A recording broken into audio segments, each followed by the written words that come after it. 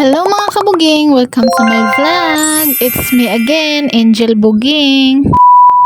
For today's video mga kabuging, kay excited kayo ni mata kay it's my birthday man. Excited kayo jud kay kausa ra ba ta mag-birthday sa usa ka tuig. Here I am, the one that you love, asking for another chance. So mao to mga kabuging, nanganhi din mig maktan kay mamalit mig cake. Dili gud mi mamalit sa may kiss mga kabuging kay barato kay lang mga cake nya.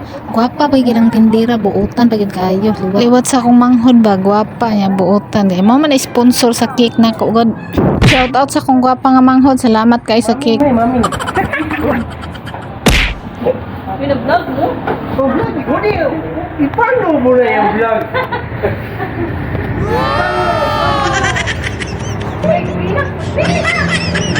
Uy, lagi mo, boy!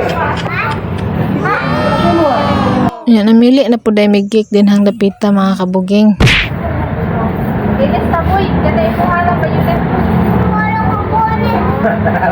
Pag-dugay kay, ganahan mo yung kanay niya ha. Awa na. Kita nag-anan. Nindot ka naman niya. Sige na. So namili na may cake din hang dapita mga kabuging. Oh, ayan. May 550 na. Tara. Makain mo ka, yung haman. Ay, sorry, ato yung nagkaon.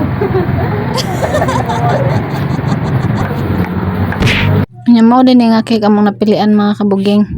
Unya mga kabuging, ako ra po din isuwat og happy birthday sa akong cake mga kabuging kay nihangyo po taon ng tindera nga di pa siya kabaw musuwat og happy birthday kay bag-o pa siya. Nagkurog taon taan ng dapita nagsulat og happy birthday mga kabuging. Okay nilaging di gyud taan na taon pod. First time pa pod nako ni nga nakasuwat og happy birthday. Ano ka ba ayo rin yung Nagkurog kog suwat ang dapita mga kabuging kay medyo kulbaan ko ba kay daghan kay nagtan-aw sa kuan mga customer pod sa ilang store. Dugay ko na man kay duha man ka cake akong isuwatan og happy birthday ako og kang Nigel mga kabuging. Kanya mo to kay nahuman naman kog glittering sa isa ka cake sa usa na pud ko ka cake na glittering.